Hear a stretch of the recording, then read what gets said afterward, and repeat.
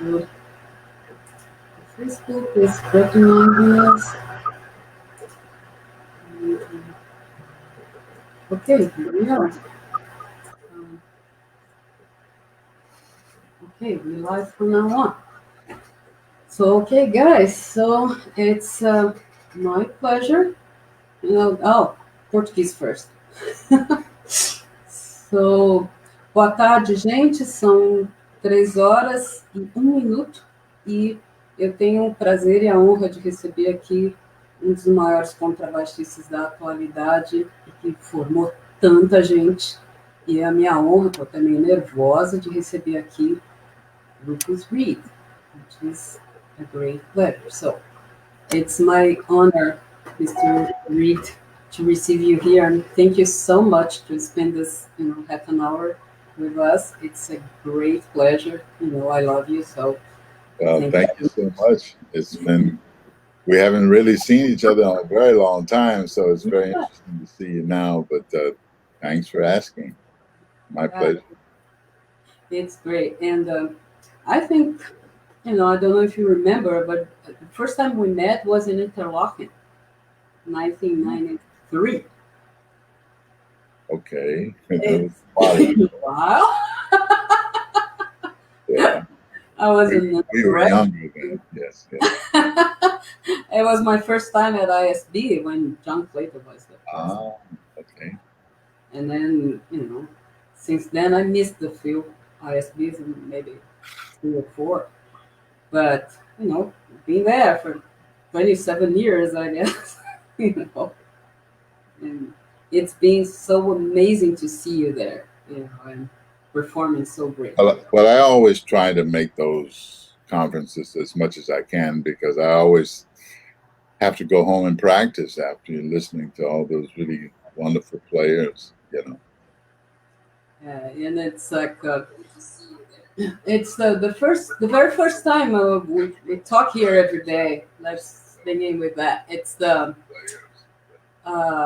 how is the quarantine going for you and your family? So everybody's telling a little bit of how is your life with the quarantine, like you. Well, we have been in quarantine since I went to Europe in late February, and we came home on March the 8th.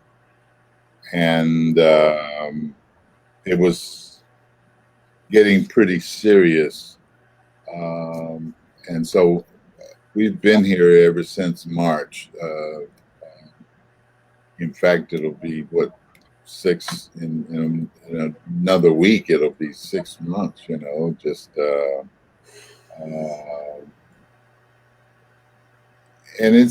we live in New Jersey, right, very close to New York City. So the town that I live in, we were considered to be the epicenter of the issues. There were the hospital that was literally 10 minutes away from my house. Wow.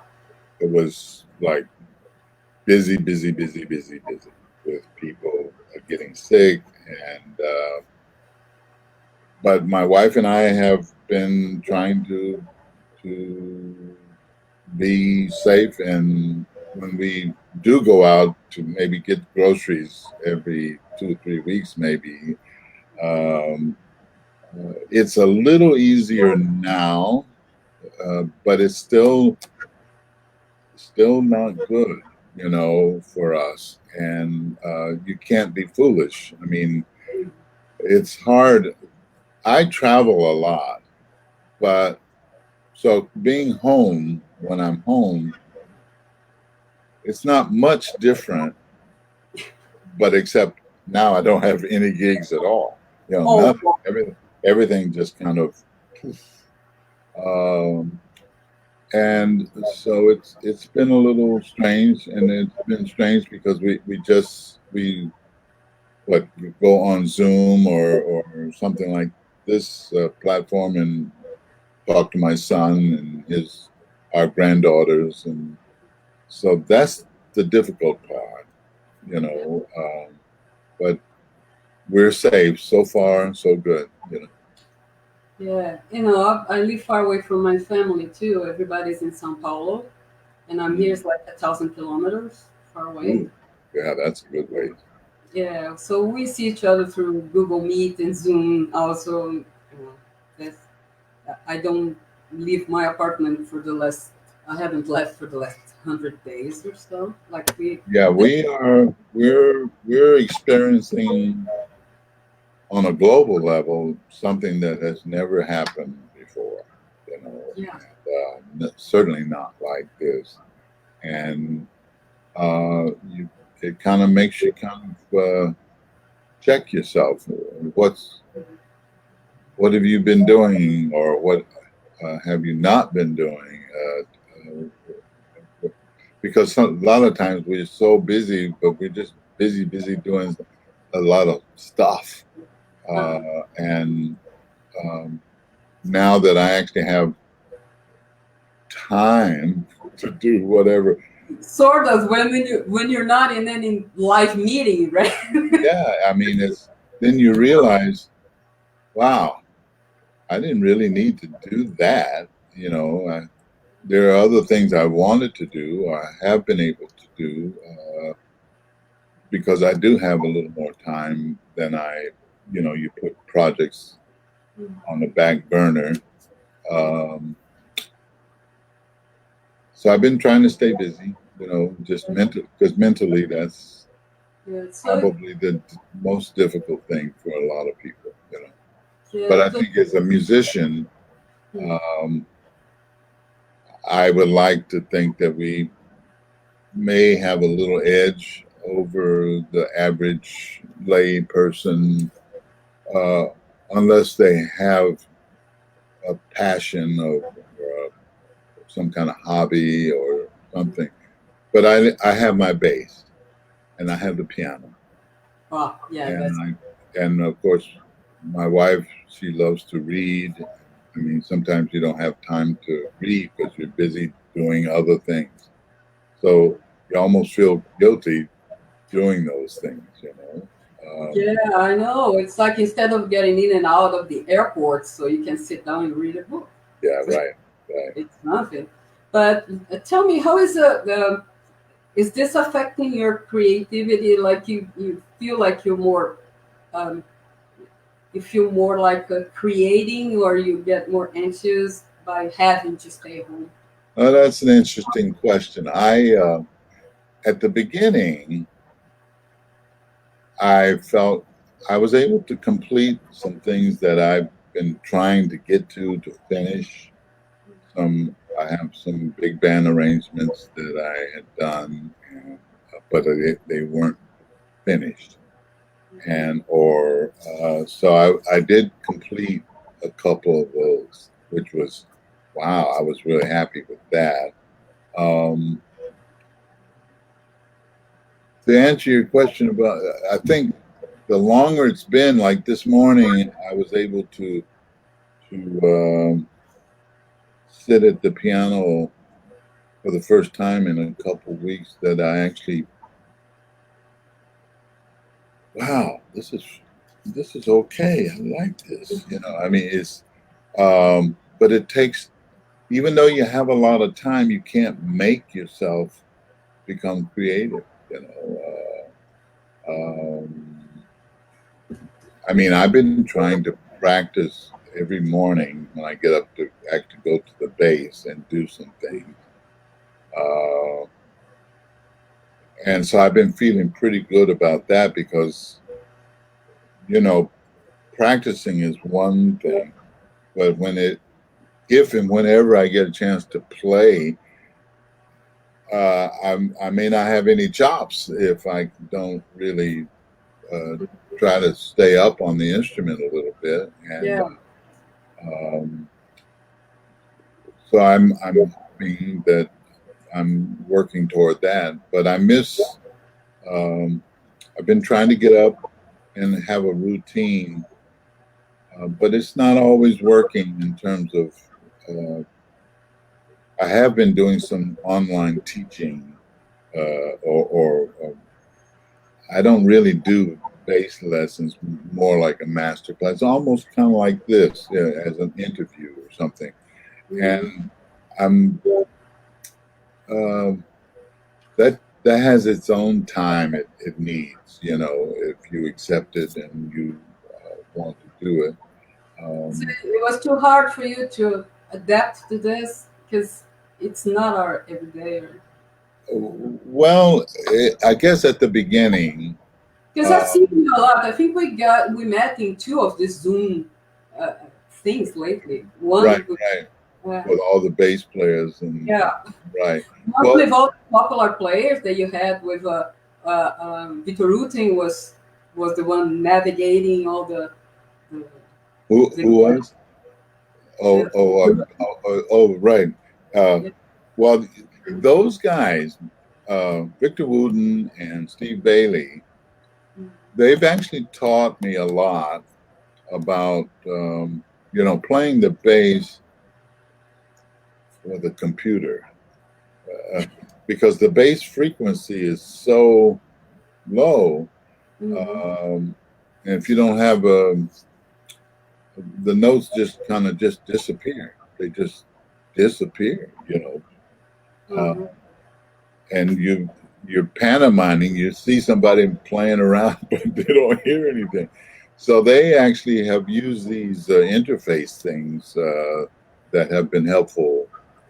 Because if I'm going to actually do this, I mean, people like Ron Carter and other people who are really involved with some of the schools, uh, they have they have these ongoing um, students. I don't have that, but Mhm. so it's very frustrating if the sound is not good. You know, it's. I mean, I've seen this really change. Now you're actually listening to me, and I'm listening to you, and the latency or the difference in time is really not bad. But I remember the very first time I did one of these. Uh, it was almost like 8 seconds before you heard somebody reply to you, and Yeah, that was it awful. changed a lot.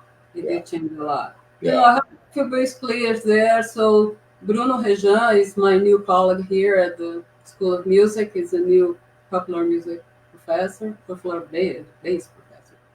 And Marcos Machado, and I love Rufus. It's saying something there. Uh, you know Marcos Machado, right, from Maryland. I know the name. Yes. He is saying that you learned a lot from in Maryland long time ago, the gentleman of jazz. Okay. Ooh. But I wanted to ask you something about the terrestrial dance. You know, I went after the recording, and you know, I got it at the Apple Music. But if you actually want to buy the double CD, it's not available anymore. It's like so. Which which which one you speaking The of? terrestrial dance, the Oh, Roof really? Trio with Steve Ali and Dudu da Fonseca. What do you mean it's not available? They sold Well, it? it's sold out. If you want to buy the physical thing, you know. Well, here's the thing I'm working on now because one of the nice things about that company, Nouvelle Records, my agreement with them was after 2 years after its release, all the audio would convert back to me, revert back to me, and then I can put it out on a CD.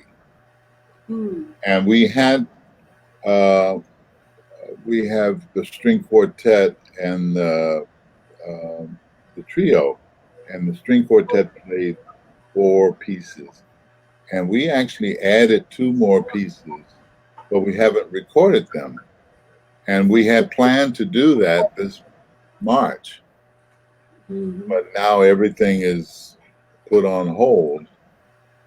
So my plan is hopefully in October, November this year that we can go into the studio if it's still safe to record those 2 new string quartet pieces and add it to the audio of vinyl, Mm-hmm. and then produce it as a CD. Great. And then that'll be available for the masses. So it'll be like almost uh, another opportunity to release that music. So you eventually you'll be able to hear it. Yeah. So I have another bass player, Alexandre Rosa. It's from the Symphony State Orchestra here. He's asking if you remember playing in Brazil in 1980 at the Jazz Festival in São Paulo. I do. I remember playing. I, what year? What year did he say? 1980? Oh, that was with Dexter Gordon, right? Yeah, I think so. He saw it at the Jazz Festival in São Paulo. I I don't had, know if it was the free jazz or what festival it yeah, was. yeah. And then Probably. I also did one years later with J.J. Johnson, I think. Uh, but yes, the first one was with Dexter. You know, Mhm. Well, did you have time to, hang around nightclubs and see some of the Brazilian players? well, unfortunately, I think I did go to. We went somewhere, and I remember going to somebody's house, Mm. but um, I was only there for 2 days, Oh, and I mean, we flew in. The next day, we played the concert, hung out that night, and fly the next day. So actually, I've never been to Brazil. we I've need to just bring flown you in. and Doris here. I would love to come. I mean, the Duca da Fonseca is. I thought maybe uh, we could come in one year with the trio, and then I did an album, and I had Tonio Horta on guitar playing on one of two tunes on my album, and he and I we did a duo together, and then on one of his songs, and I said, "Wow, this would be great. Maybe we can go to Brazil." Nothing. But No. you probably hear that we Brazil, since we started this new government, we're being worse than we used to be. Ooh. The Yeah. Yeah. economy is a mess. The social activities are a mess. The virus is everywhere, and the president doesn't seem to care much about it. So Well, it sounds like it's the same. Our president and your president went to the yeah, same they're kind of school. friends, Yeah. They're kind of the same BS, but. Yeah. Uh, but we're trying to survive. Actually, these lives that I've been doing every day, it's part of a resistance. So let's do something, to keep in touch, to keep producing, to Yes. Well, good help for you. people. Good You for know, you. Yes. I know it's difficult time for everyone. Yeah, and it really sucks. I mean, it's not nice at all. And we're having the issues here, and we've got an election coming up in November, and we hope we can get this guy out of there, so we can begin to do something back to some kind of order of some sort. we kind of hoping also that something is going to change here. Everybody's. I think more and more people are finally realizing that they didn't elect the right person.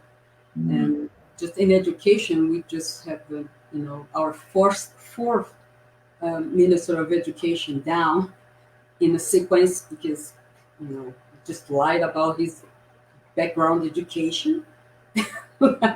It's like you know didn't have a master, didn't have a doctor, but he put it all there in a public resume. And anyway, it's hard. It's hard to keep any kind of plan going on, but be sure that the first opportunity I have, I'll make sure we try to make you and Doris here. Well, that would really be wonderful. I mean, the music that comes out of your country is incredible, and to not be able to. I mean, I was able to learn firsthand, being able to play with the Duke of da Fonseca, who would come to here to learn how to play straight ahead jazz, but he would teach me also how to function with the Brazilian music, and I mean really authentically, and it's really been great to add that to my rhythm, you know. But you would really love to spend like a week or two in Brazil. Well, it would be wonderful. You know, you are very generous, so it would be great. So I have more people coming in. I have Edmundo Ora, harpsichord player, who's always here. Clara Bastos, Lilian, and oh, Jerry Fuller is joining us. Hi, Jerry. So let me ask you one thing that I could not leave out of our conversation. It's like how you feel about the whole movement of Black Lives Matter. How do you think this touches us as artists from Well, performers? to be honest, I really am happy that probably this is the first time that it's really uh, making a noise like it never before, because it's also going all over the world. Um, but the people here in the United States, the not the people of color, but the other folks, you know, all the white people are beginning to realize they thought they knew stuff and they didn't know anything. And then when they began to realize the injustice that's been going on for centuries, we're talking about, uh, but this is the first time that I feel that uh, policies have to change, laws have to change. Uh, and what's being taught in the schools is a joke for history. You know, if you're going to learn about the history of the United States of America, the things that the students should know are completely not there.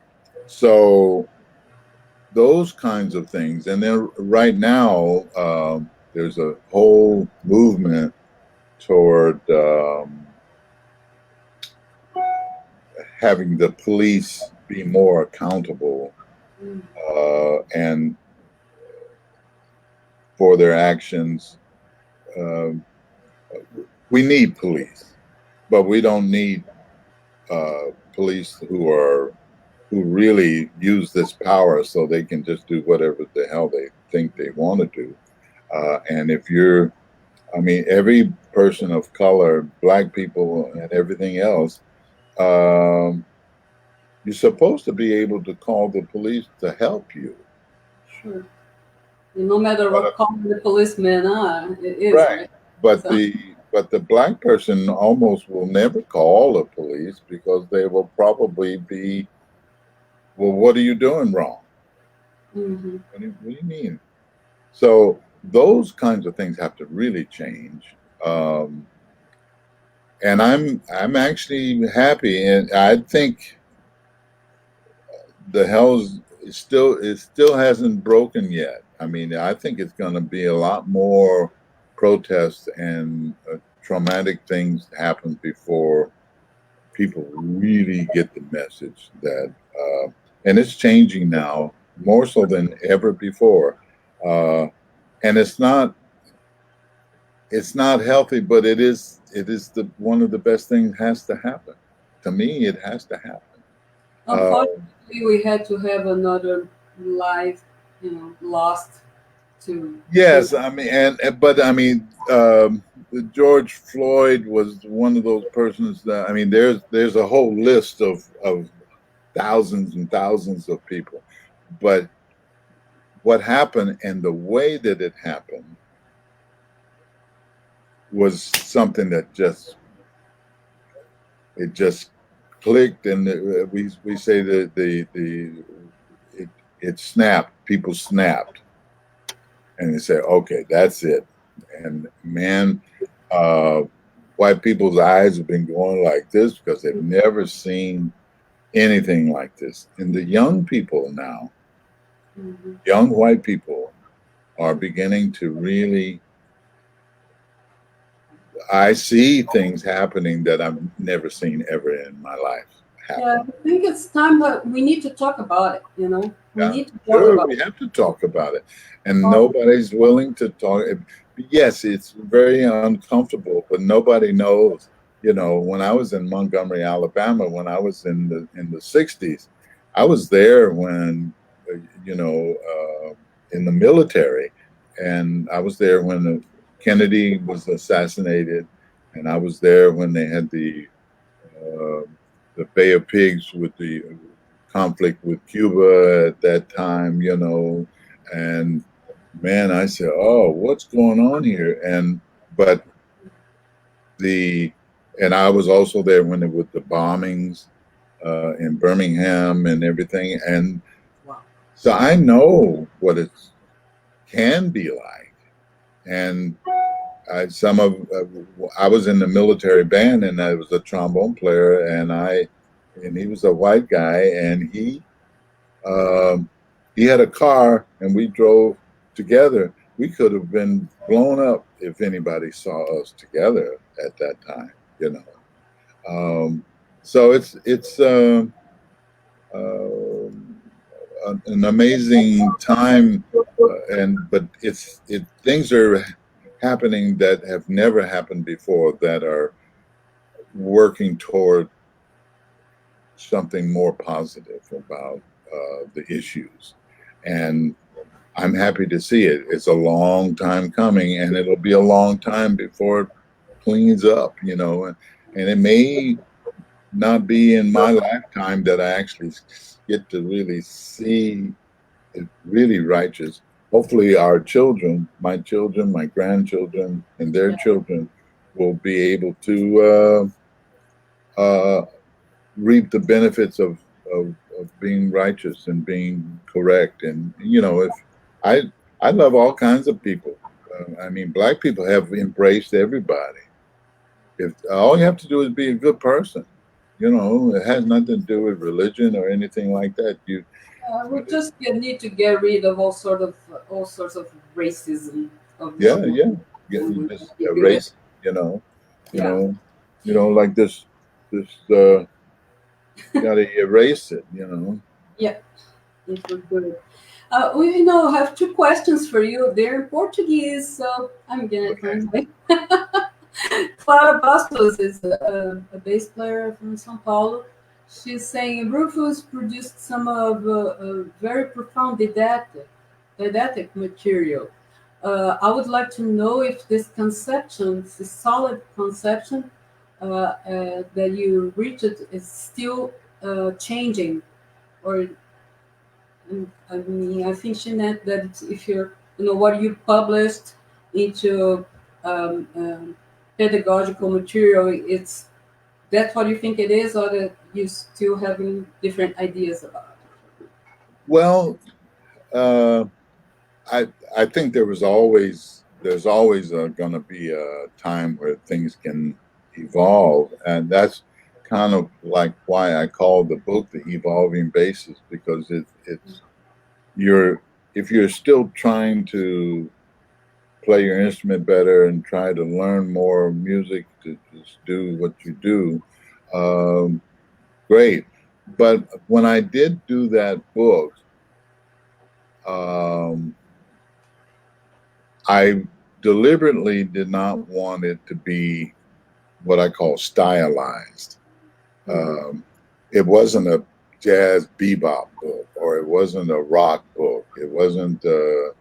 Um, it was a book that was about information, about how to, about sounds, music, and chords, and how a bass player plays. It could be a um, even just the harmony, understanding the harmony and the role of the bass, and it doesn't change. And I guess I don't think that has changed, and I'm happy that I didn't try to go and try to um, make it such so that people try to play like me or anybody else. I want them to just get the information, and if they have a creativity going on, they take this information and put it into their own personality and go. And I think I've been able to do that. I've watched people do that, which I'm very happy about. Yeah, well, Thank Donovan Stokes is with us also. Hi, Donovan. And Bruno Jonathan Silva. Stokes. Yeah, see? Hi, Jonathan. Boy, I'm nervous here. You know, Bruno Rejan, that's the bass player, is saying, I would like to know what's the challenges that you face it to register your jazz studies for the bass. Like, if you have any suggestions for artists that want to register, uh, how to make their own music, like you did with the jazz, with American music. What would you suggest for Brazilians or other people to register to? Well, in my opinion, if you have what I did when I was working with a saxophone player by the name of Eddie Harris. This was my first boss. He was a saxophone player, great saxophone player. And at that time, I was studying out of a ballet book, a Nanny book, a Samando book. I mean, there were a lot of classical books because there was really no jazz books talking about jazz at all. So Eddie Harris, I went to do a workshop, the very first time workshop I did, and there were maybe 25 little bass players, and they had no idea. And so I told them about Ray Brown, and I said, Ray Brown's got a book, but I was having difficulty playing on Ray Brown's book, and I knew these kids didn't know anything. So I ended up writing some things, and so I'm riding in the car with Eddie Harris, and he says, I told him, I said, man, Eddie, Ray Brown doesn't know. I just sold 25 of his books. He said, what are you talking about? He said, well, these kids, I just told them about the book. And he said, well, why don't you write a book? I said, what do you mean? They write books. He said, well, who are they?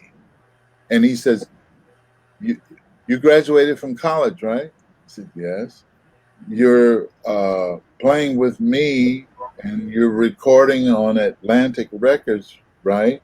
Yes. You're intelligent, right? He says, write your own damn book. I said, so I began to sit down and write something, and then I had a lot, and then but I bought every book that was on the market. I bought, Ron Carter had a small book, Richard Davis had a very small book, and then, of course, Ray Brown's book. But Ray's book didn't have any verbiage of any kind. It had wonderful things in it, but it wasn't for somebody who's just getting started. So, and then I was playing electric bass and double bass. There was no book on the market that talked about the two even being in the same room together.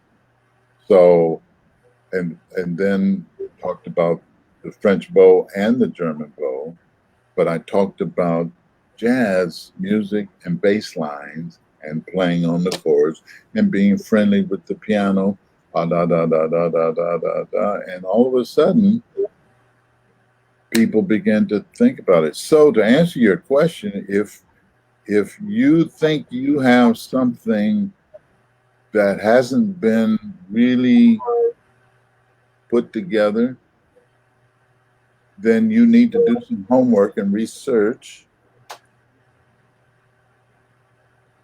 what has been out there, and if nothing's really been out there, then that gives you a chance to maybe fill that void.